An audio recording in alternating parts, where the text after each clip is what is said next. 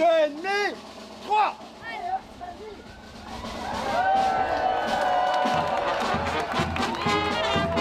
Anniversaire arrosé pour la Fédération Wallonie-Bruxelles qui offre pour l'occasion une nouvelle tenue au Banneken Pis. La Fédération Wallonie-Bruxelles, autrefois appelée Communauté culturelle de langue française, fête donc ses 50 ans en 2021.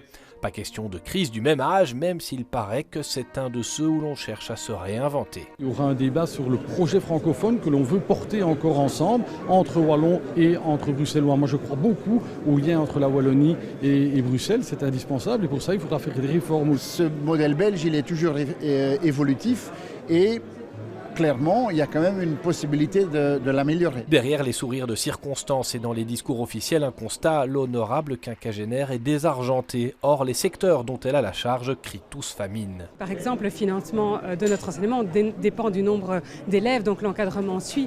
Maintenant, il faut voir si tout ça va être tenable à long terme. Il y a certaines choses qui sont non négociables et le refinancement de l'enseignement supérieur en fait partie. Mais la culture, ce sont des fondements de notre société. L'important, c'est de pouvoir soutenir ces politiques-là. C'est ce qu'on essaye de faire. Mais évidemment, le financement fait partie des moyens essentiels pour y arriver. Certains ont d'ailleurs déjà des idées et les exposent à qui veut. Il faut envisager des fusions et des transferts comme les Flamands le font. La communauté flamande et la région flamande existent toujours en entité juridique, mais vous avez un seul parlement, des fusions d'administration.